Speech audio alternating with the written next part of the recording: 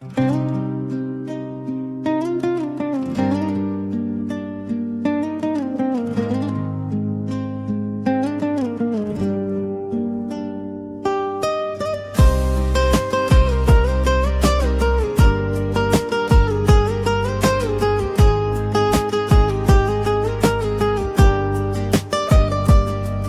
yollarda adaşmaz kervan, her bir bosgan qadam hikmat imtihon.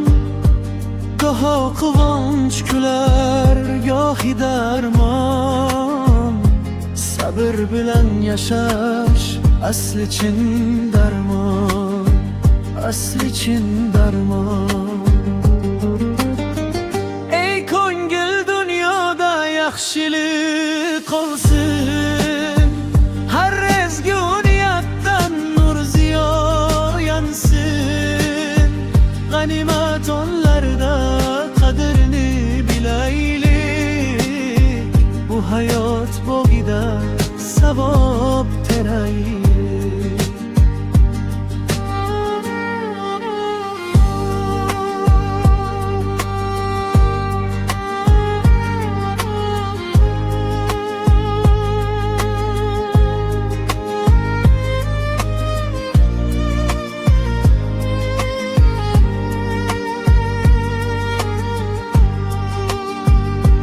Yuzingga boqsa ham ming bitta tashvish, yurakda sonmasin ezgu yaxshi ish.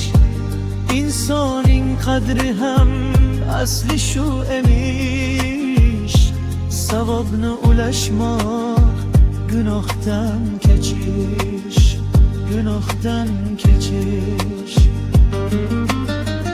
Ey ko'ngil, dunyoda yaxshilik qolsin, har ezgu niyatdan nur ziyo yansin.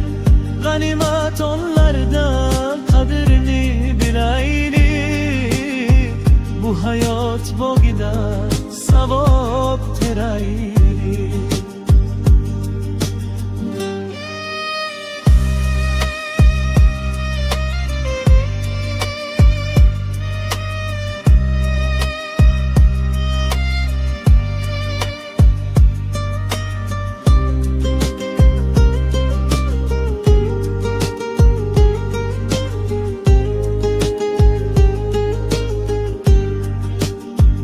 Vaqt ham o'tmoqdadir, to'xtamay chopib.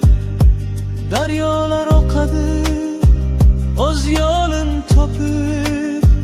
Jannatni ko'rmoqlik eng g'oliy xohish. G'animat onlarning eshigin yopib, eshigin yopib. Ey ko'ngil, dunyoda yaxshilik qolsin, har ezgu niyatdan nur ziyo yansin. G'animat onlarda qadrini bilaylik, bu hayot bo'g'ida savob teraylik.